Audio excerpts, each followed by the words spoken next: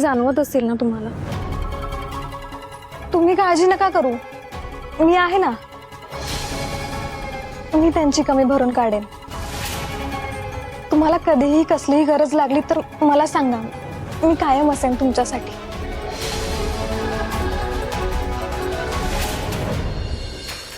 म्हणजे आता तुम्ही माझी कामं करणार का?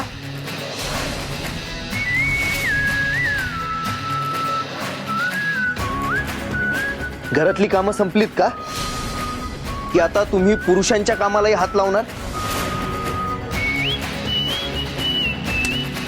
बाईनं आपल्या हद्दीत राहायचं. मुजुमदारांच्या घरातला नियम अजून शिकला नाहीत वाटतं तुम्ही. ते तुमच्यावर कामाचा लोड येऊन तुम्ही त्याचा विचार करायची गरज नाहीये.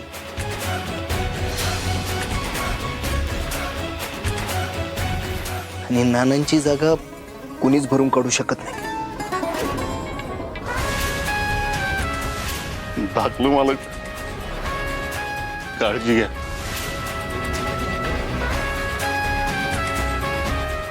समजलं? या आता.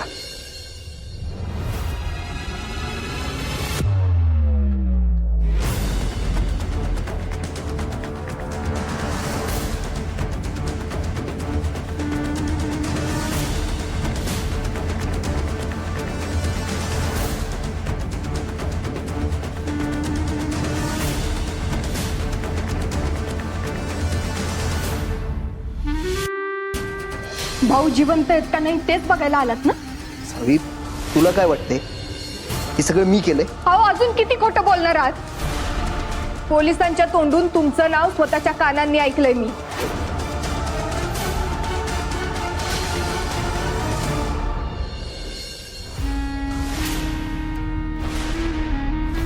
धैर्य!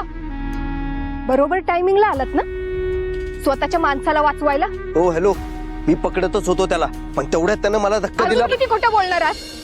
मुद्दाम त्याला जाऊ दिलं ना, माझ्या हाताला लागू नये म्हणून. सावी नाईक, या धैर्य मुजुमदारच्या बाबतीत तुझा जो काही गैरसमज झालाय तो दूर केल्याशिवाय मी स्वस्थ बसणार नाही.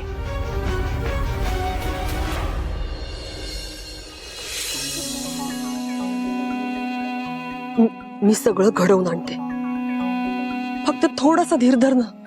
कसं आहे, गोष्टी बिघडायला नको म्हणून मला धैर्याचा अंदाज घेत घेत पावलं उचलावी लागणार आहेत. उचल उचल, फक्त मला पाऊल उचलायला लागू नये असं काहीतरी कर. 12 दिवस, फक्त 12 दिवस उरले. तोपर्यंत हे सगळे पुरावे मी जपून ठेवतो. आणि काय नाही झालं तर मात्र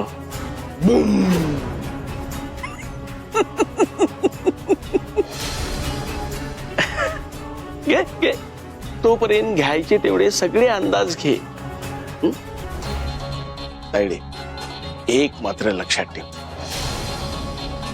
या दयाच्या मनासारखं जर झालं नाही ना तर जे होईल त्याचा अंदाज सुद्धा तू लावू शकणार नाहीस.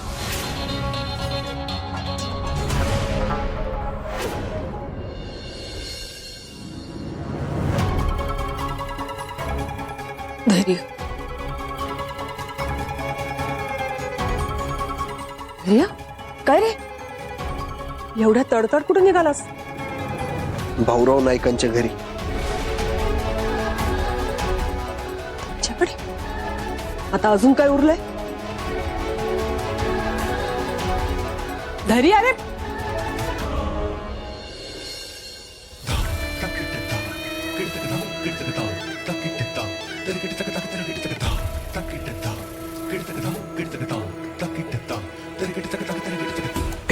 तायडे तायडे, टेन्शन कशाला घेतेस? दया आहे ना इथं, त्याच्यासोबत मी जातो. हे बघ, धैर्यला काही होणार नाही. धैर्य कशात पण सापडणार नाही, आणि सापडला तर हा त्याचा लाडका मामा त्याच्या लाडक्या भाच्याला असं सोडवेल. कसं? असं.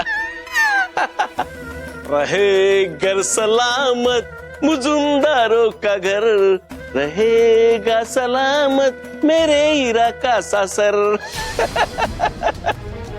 नाईक नाईक नाईक. आता नायकांच्या घरी काय उरलंय ते बघून येतो. आता नाईक नाईक नाईक. धैर्य गेला तो गेला, पण आता या दयाने तिकडे जाऊन काही घोळ घातला नाही म्हणजे मिळवलं.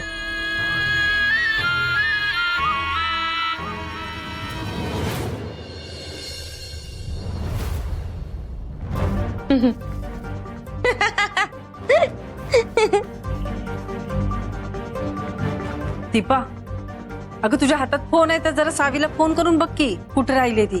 लावता त्यांनी नाही उचलला. अगं अरे कसली चर्चा चालली हा? सावी कुठं आहे? त्या बघा आल्या. या तुमचीच वाट बघत होत. म्हटलं जेवायची वेळ झाली अजून तुम्ही कशा नाही आला?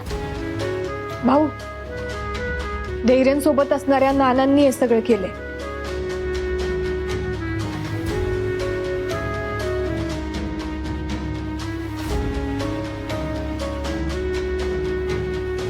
होय, ती सगळी बातमी बघितली आम्ही. वय आम्ही सगळ्यांनीच बघितलं. मला काय वाटतं सावी, आता जर सोक्ष मोक्ष लागलाय पुन्हा तेच तेच कशा पायी उगळत बसायचं. आई अगं सोक्ष मोक्ष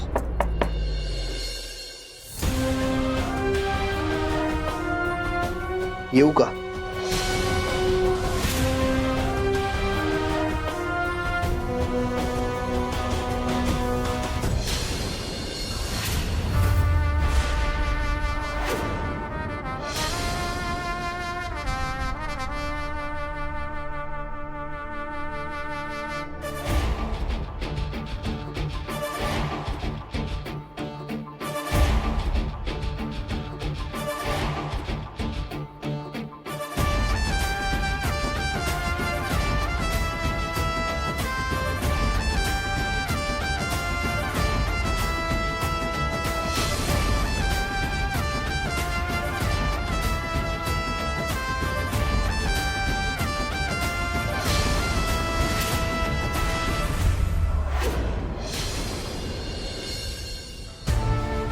सॉरी या वेळेला आलोय, पण येण्याचं कारणही तेवढं महत्वाचं आहे म्हणून आलोय.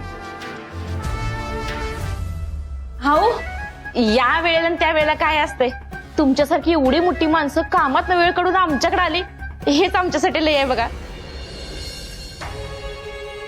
आओ या ना, या बसा. नाही असू दे.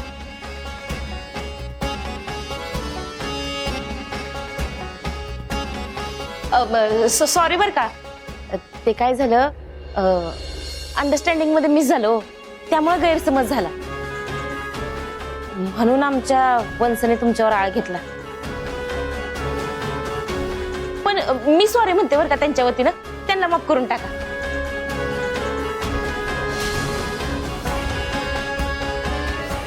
मी त्यांना माफ करायचा काहीच संबंध नाही.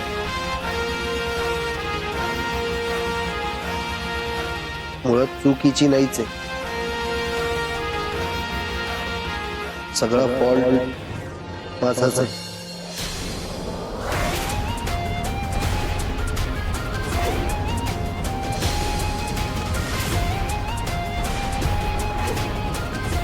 जे झालंय ते माझ्या माणसाच्या हातून घडले आणि ते मला ठाऊक नव्हतं. हीच माझी चूक आहे.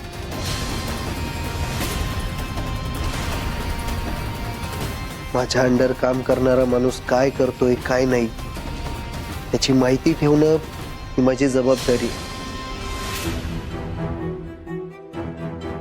त्यात कसूर राहिला आणि जे नव्हतं व्हायला पाहिजे ते झालं. एका अर्थी तुमच्या नुकसानाला मीच जबाबदार आहे.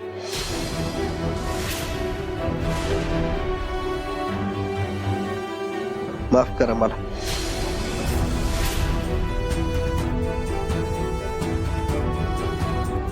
भाऊ, शाळा होती तशी परत उभारायचा, मुलांच्या हॉस्पिटलचा आणि अजून जो काही खर्च होईल तो खर्च मी स्वतः करायला तयार आहे.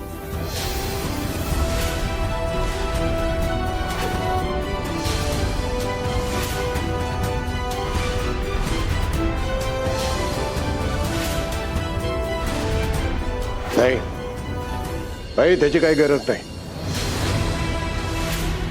काय आवश्यकता पण नाही. आमच्या जीवावर सगळं करायला आम्ही समर्थ आहोत.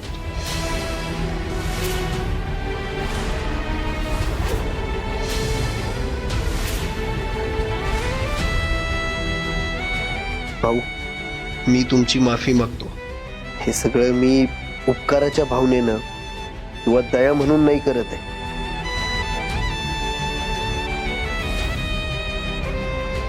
माझ्याकडनं जी चूक झाली तिचं प्रायश्चित्त म्हणून करतो.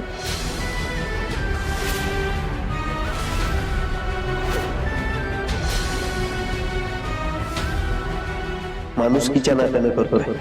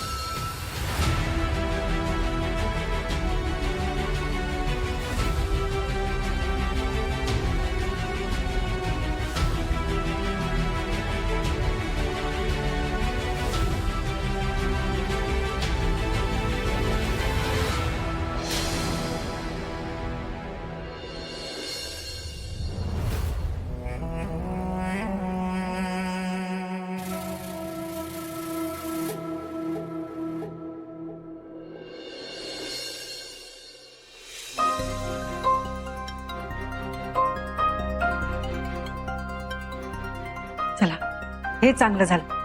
ज्यानं गुन्हा केलाय त्याला शिक्षा पण झाली आणि मुजुमदारांकडनं माफी पण आली. आता खऱ्या अर्थानं याचा शेवट झाला म्हणायचं. काय सावे? इतका साधा शेवट होईल इतकं सोपं नाहीये हे कोड. आत्ता कुठं सुटायला लागले. अगं काय बोलतीस तू? शाळा पाडायचा प्लॅन नानांचा नव्हताच. हे प्लॅनिंग ज्याच्या स्मार्ट डोक्याचं होतं तो आज धैर्य मुजुमदार आहे. आणि मी 101% कन्फर्म आहे. जर याच्या या प्लॅनिंग मुळे नानांसारख्या निर्दोष माणसाला शिक्षेच्या वाटेवर जावं लागत असेल ना, तर खऱ्या गुन्हेगाराला त्याची जागा दाखवलीच पाहिजे. आणि समाजाला पण यांची नावं कळली पाहिजे. आणि यांना योग्य ती शिक्षा व्हायलाच पाहिजे.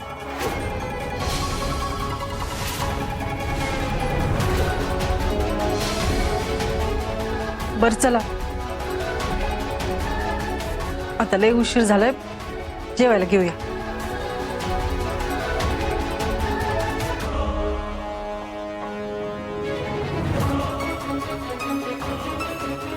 मामा,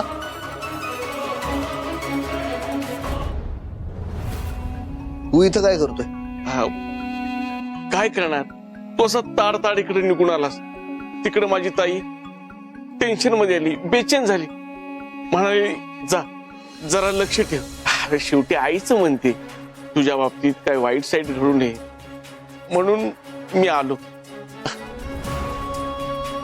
सारखं म्हणत होती धैर्यचं तिकडं कुणाबरोबर वाजू नये, त्याचं कुणाबरोबर काय बिघडू नये असं सारखी म्हणत होती.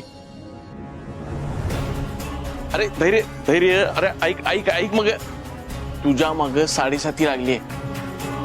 बघ तुझ्या एकट्याच्या रेषाने ही अवदसा लागली. माझा ऐक, लवकरात लवकर लग्नाचं मनावर घे. 2चे 4 हात कर, म्हणजे रेषा पण वाढतील आणि अवदसा पण मिटेल. मामा, या धैर्य मुजुमदारचा रेषांवर नाही, स्वतःच्या मनगटावर विश्वास आहे. राहिला प्रश्न लग्नाचा, त्याचा विचार करायची ही वेळ नाही.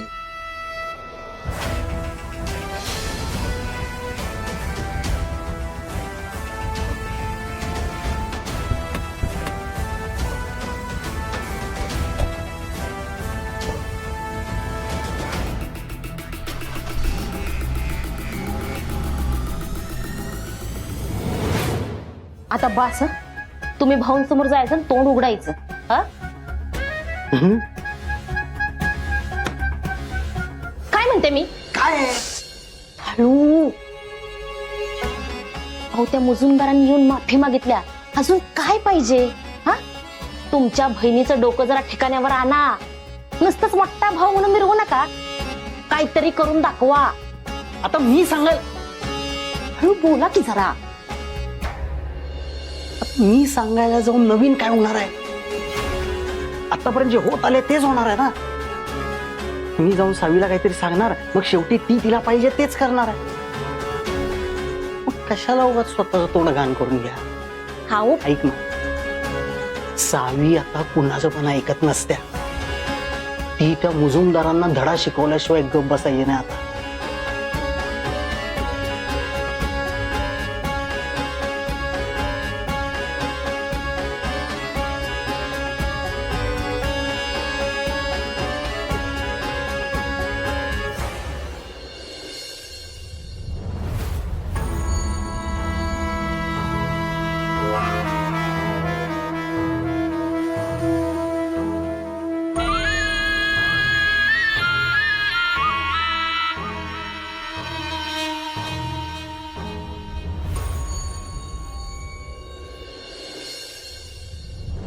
धैर्य, अरे काही झालं नाही ना तिकडे?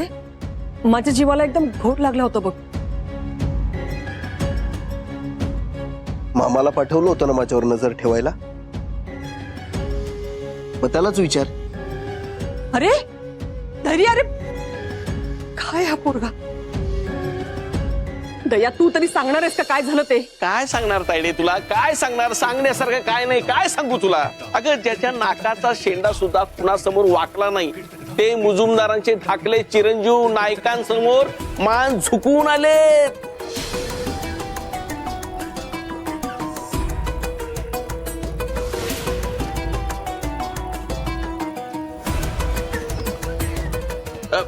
मान झुकली ती झुकली, हा झुकली.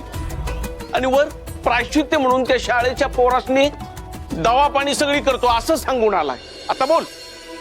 छे छे छे छे तायडे तायडे, अगं बघवत नव्हतं ग तायडे, बघवत नव्हतं. बघवत असे असे ग, असे हात जोडले होते भाऊ समोर, ते असे हात जोडले होते. आणि वर म्हणतोय कसं, माझ्या माणसांच्या मुळे ही चूक झाली, म्हणजे शेवटी माझी चूक आहे, म्हणून हे सगळं करायला लागलं. मला माफ करा, मला माफ करा, असं असं म्हणाला.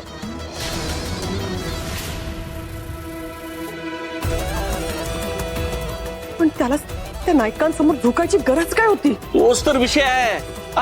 अगं ते भरपाई विरपाई सगळं ठीक आहे ग, पण मान चुकवायची काय गरज होती? का चुकवायची म्हणतो? असं सीना ताट शिनेने यायचं ना इकडे.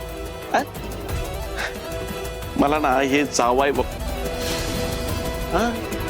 जावाय बापूस लवकरच होतील ना, म्हणजे तू काहीतरी करशीलच. मग दोघांचं ताणा नाणा ताणा नाणा ताणा नाणा ताणा नाणा तारा धन टाक टाक टाक टाक टाक धन टाक टाक टाक टाक धन टाक टाक टाक टाक धन.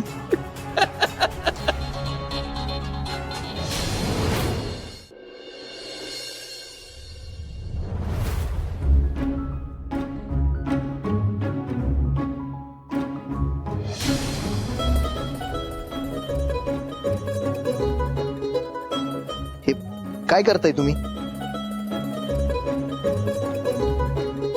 ते दिवसभर पळापळ करून दमत असाल ना, तुम्हाला आराम मिळावा म्हणून.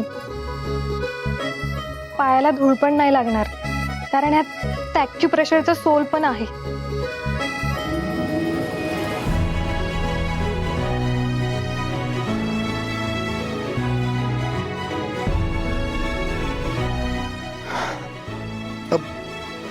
एक मिनिट, मी घालतो.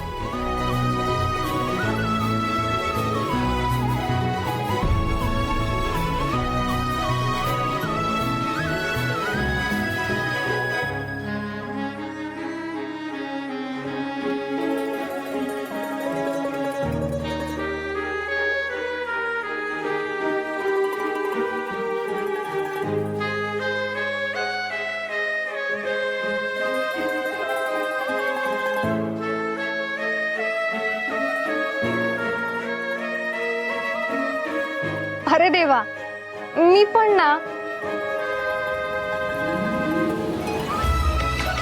अहो, हे राहिलंच की.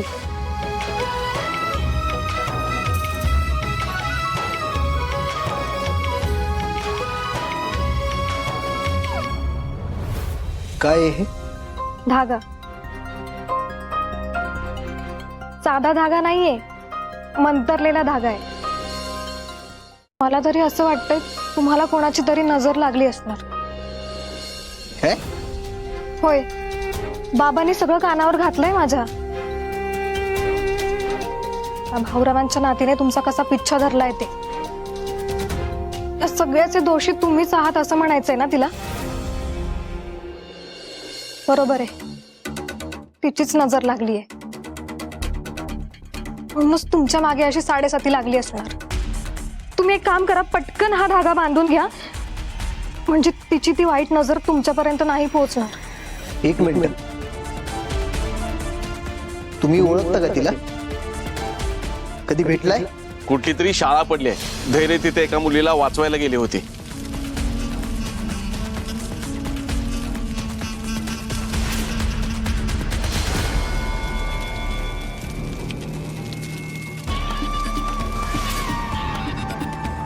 मग ज्या व्यक्तीशी आपला दूर दूरपर्यंत संबंध नाही, त्याच्या नजरेबद्दल मत कशाला मांडताय? नजरेबद्दल बोलण्याआधी माणसाच्या डोळ्यात खोलपर्यंत झाकायला लागते. नकोय तुमचा तो धागा.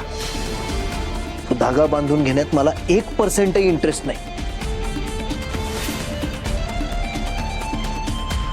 अहो, पण मी खरंच सांगते तुम्हाला, हा धागा सांगितलं की ऐकायचं?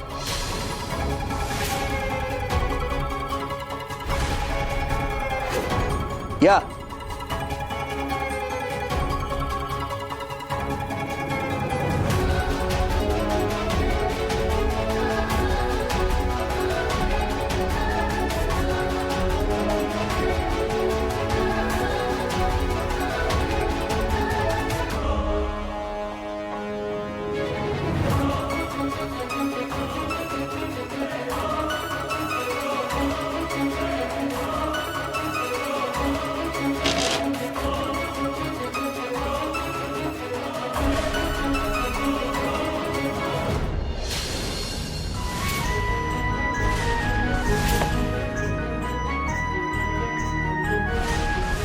सावी, एक ना एक दिवस तुझा माझ्यावरती विश्वास नक्कीच बसेल.